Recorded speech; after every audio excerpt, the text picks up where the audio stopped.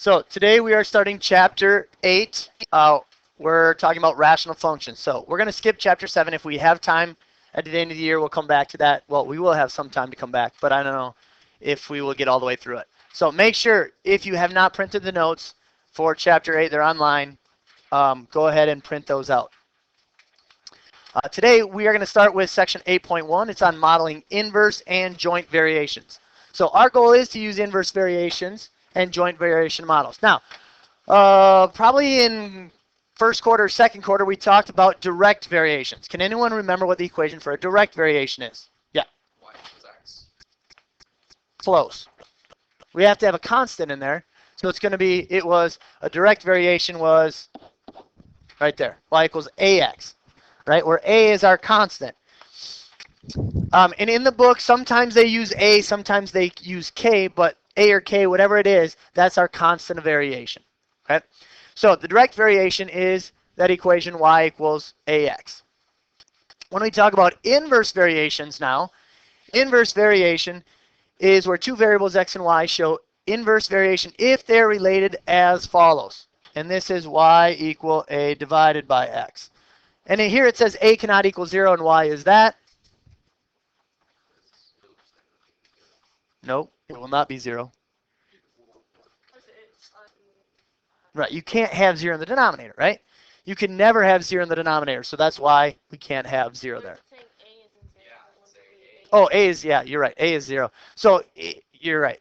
If we put A in as 0, then we'd have 0 and everything would be just 0, right? So in that case, yes, we can't have A as 0 because it really wouldn't be a variation at all. It would be a constant, which would be, what, a horizontal line, right? Y equals 0, which would be a horizontal line. So here the constant A is the constant of variation, and Y is said to vary inversely with X. Now, what we're going to do is we're going to look at these and see if they are a direct variation, an inverse variation, or neither of those. So the biggest thing we want to do is write them in form. What do you notice about these two that we talked about? What do they look like? Right, we have Y equals something. So if we put it in the form Y equals something, we should be able to tell really easy whether it's a direct variation or it's an inverse variation or it's neither. So in example 1a, what are we going to do with this one? Add 3x, right? So Y equals 3x. So what's that one? Direct, right? Because it looks just like that. So Y equals 3x. Oops, I don't need to write that again. It's a direct variation. All right, next one. Let's solve it for Y. So what are you going to have to do? You have a Y in the denominator. How do you get rid of that? Multiply by Y. Right, multiply by Y. So you're going to have Y here and Y here. Well, those cancel out. Now you have YX equals 3. So now, divide by X. So Y equals 3 over X, which means it is inverse. Good. That is an inverse variation. So if it was X over 3, that would be neither. Right. That would be neither. If it was X over 3, it would be neither.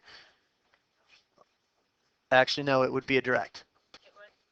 Because if we write, let's say Y equals X over 3, right? Because I could rewrite this as 1/3 times X, right?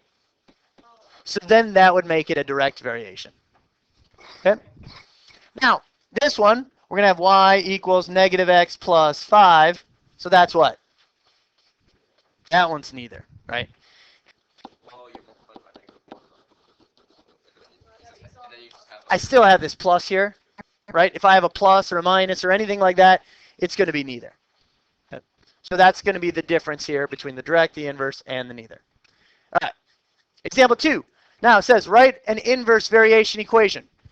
So first of all, what is our inverse variation equation? General form. Y equals, right, Y equals A over X. Okay. So here they say the variables X and Y vary inversely. So we know we're using the direct or the inverse variation. Y is 15 and X is 1/3. What am I going to do? Plug them in. So Y is 15 equals A over 1/3. So what do you want to do? Solve for A. So how do you get rid of this? Okay, you have A divided by 1/3, so multiply both sides by 1/3, right? which is the same as dividing by 3. So what's A going to be? 5. All right, so what am I going to do with that? Plug it in, right? So my equation is y equals 5 over x. Okay, so when it says write an equation relating x and y, that's what I did. Now, what's the next part say? Right, it says then find y when x equals negative 10. So plug it in. So y equals 5 over negative 10. So y equals what?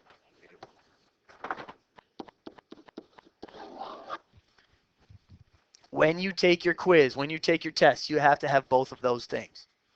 Okay? Both of these you have to have this equation, because it'll say write an equation that relates x and y. So y equals 5 over x. And then you have to have y equals negative 1/2, because they'll give you a value to plug in to see what that should give you. All right, does that make sense? But you don't have to have like the 15 equals a over 1. No, I just did this I used this part here to get my A. And then I'm going to plug the A back in. So, but these are the two things that you have to have for your quiz test. It won't be. We're just going to be, this section isn't going to be too bad. Okay? It's good. I'm glad it's easy. So, go to example 3. Open your books, page 552. We're going to look at the example in the book on page 552. So it's example 3, and it says the number of songs that can be stored on an MP3 player vary inversely with the average size of a song.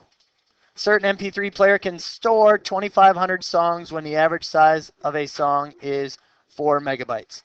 So we have, what do we say, 2,500? And what was the other? So it's going to be A over 4 if they vary inversely, right? So what is A going to equal?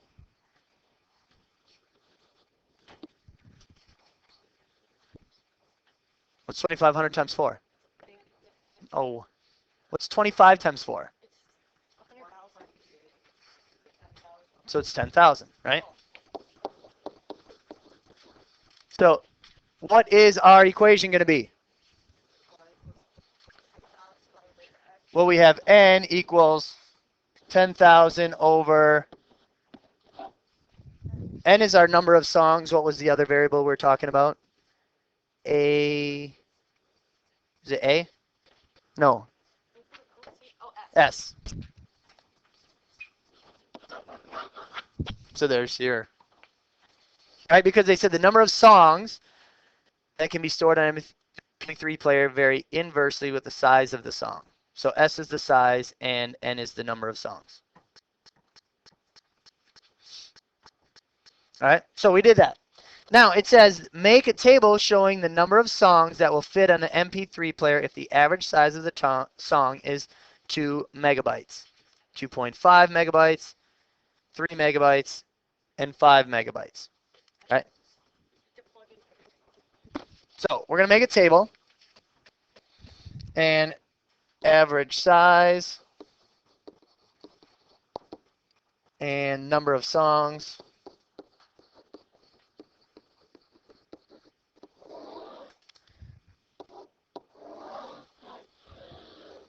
And they ask us for what? 2, 2.5.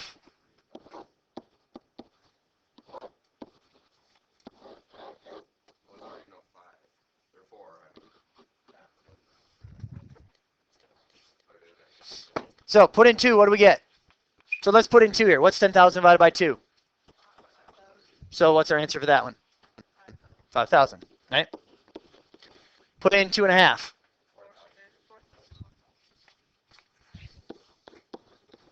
Put in 3. 3,333, and probably what, 0.333, but we'll round it to the nearest song, obviously. And then we'll put in 5, 2,000. Okay, so there's our table. So that's how we would use an inverse variation like the word problem in example 3. So now here's what I want you to do quickly. Numbers 1, 2, and 3. I want you to write direct, inverse, or neither. And then I want you to answer questions. We don't need to do them all. Let's do questions 4 and 6. Okay? So quickly do that. Go ahead and pause the video. And once you have the answer, then you can hit play.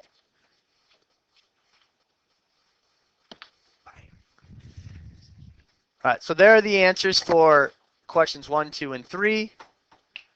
Number 1 is direct, number 2 is inverse, number 3 is neither. Make sure that you solve those for y. And then if you plug in the numbers for 4 and 5, you would get those equations. So on the quiz or test, it's all good. You will need both of these, yep. On your quiz or test, you need to write, because here it says write an equation that relates x and y, and so that's this part of it. Okay? And then it'll say, then find y when x is negative 2, and that is this part of our equation. But the first equation has to be inverse, not like directions. Yeah, right, because here it says it varies inversely. Now, if it said varies directly, then we'd use the direct variation equation. Okay? And we're also going to look at some other things today that we look at, and it's going to be something a little bit different than inverse. But so now, turn your books page 553. We're going to look at example 4 in your book. And it talks about checking the data to see whether it is an inverse variation. So it says the table compares the area A in square millimeters of a computer chip with the number of C of chips that can be obtained by a silicone wafer. So here is our table. We're going to have the area of the item, which we're going to call A, and the number of chips, which is C. All right, so if we look at this table, and this is the table that's in your book.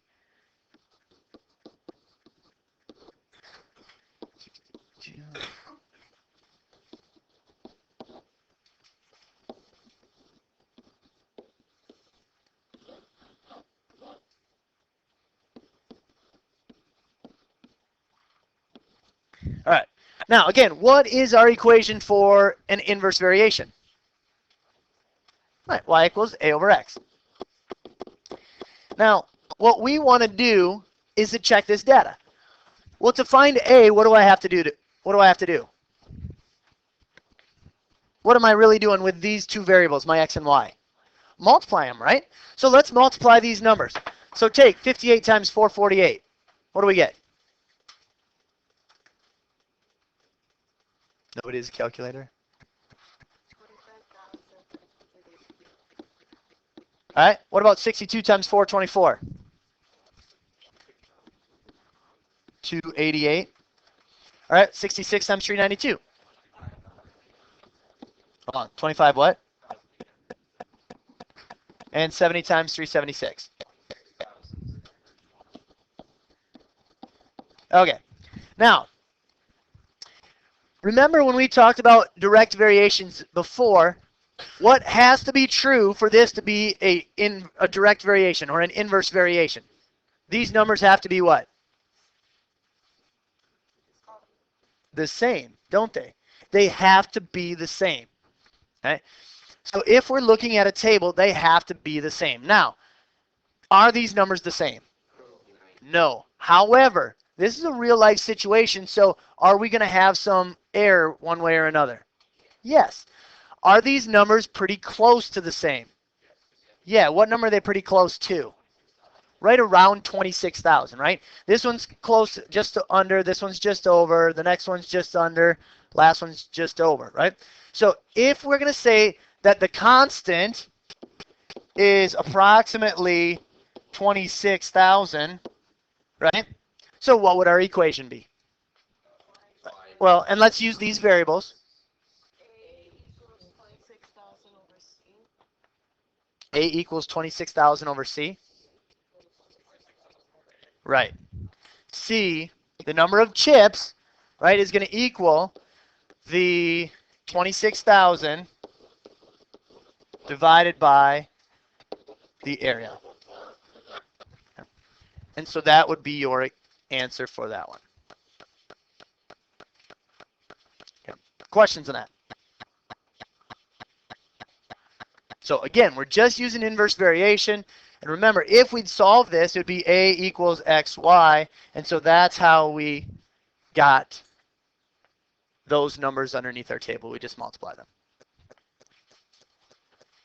All right, now we're going to jump to talk about something called a joint variation. Now, a joint variation occurs when a quantity varies directly with the product of two or more other quantities in the equation below, and A is a non-zero constant. So, in this case, if we look at Z, it says Z equals A times X times Y. And what this is going to really say is this: Z varies jointly with X and Y. So it's really kind of like a direct variation, right? Y equals AX, only now it varies jointly with X and Y. So they're both going to be the same. And the same thing here. P varies jointly with Q, R, and S. Okay, so it'd be P equals AQRS. All right. So now, if we look at example 5, we're just going to write that. It says the variable Z varies jointly with X and Y. So what am I going to write? Z equals what? AXY. Right? And then they'll give you the numbers. So we plug them in. So also, Z is 60. So we have 60.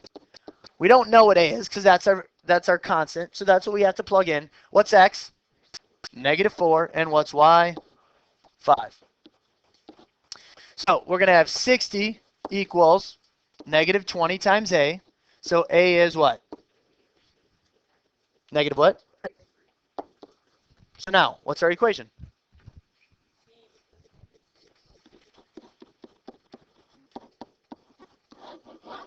Z equals -3XY. And then again, it says find Z when X is 7 and Y is 2. So what are you going to do? Right, plug them in. So we're going to go Z equals -3 times X is 7, Y is 2. So what is -7, or sorry, -3 times 7 times 2?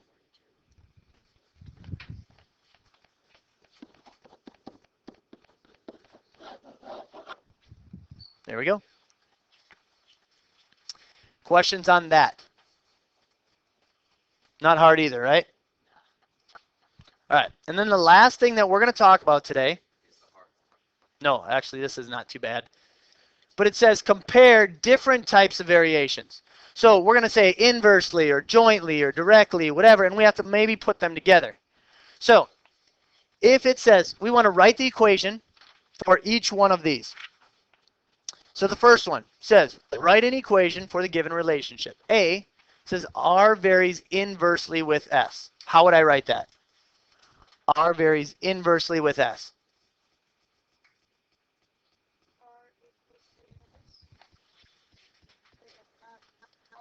R equals X over S. Or S over X. A over S, right?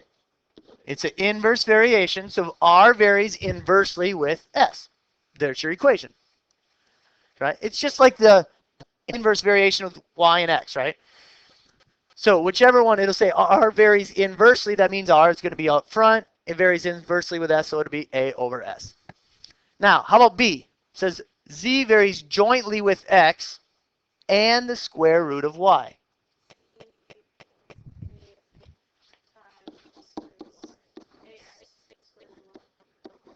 Yeah, just like that. Jointly means we're going to multiply those two together. And so we just have to multiply X and the square root of Y. So it's Z equals A times X times square root of Y. And there's your equation for that one. Questions on that? All right, what about the next one? P varies inversely with the cube of Q.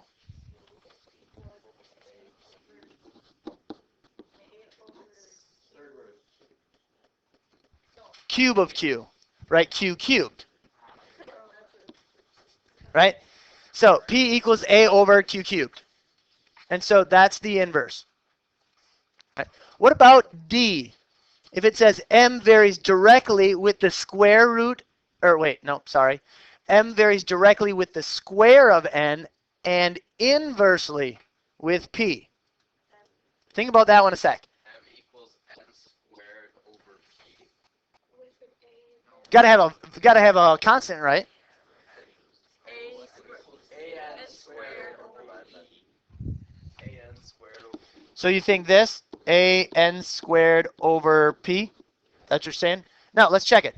Does this vary directly with M? This part of it? Yeah. Does this vary inversely? Yeah. So there's your equation. Right? Bless you. All right. In example E, it says Z varies jointly with U and V and inversely with the square of W. UAV over W. Or over W squared. Yeah. Like that? There we go. So jointly and directly are the same thing? No, jointly. Jointly means you have more than one. Oh. It's like a direct variation, only right, we have to have two variables there. That's what jointly is. Yeah, you could treat it like a direct variation. We just have more than one variable. Yep. So, questions on that? Pretty easy, right? We're okay with that? All right. So here's what I want you to do. Again, we don't have to do all of these. Let's do number 9 and number. Let me see which ones I want.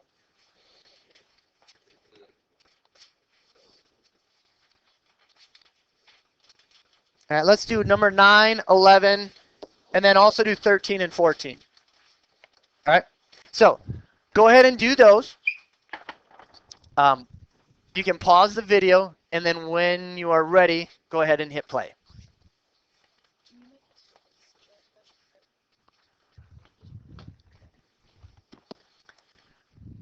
All right, so if we solve these, we get the equation for number 9, z equals 7 halves xy, or you could also have 3.5. So you have to have that equation, and then you plug your numbers -2 and 5 in for the second part, and you get z is -35.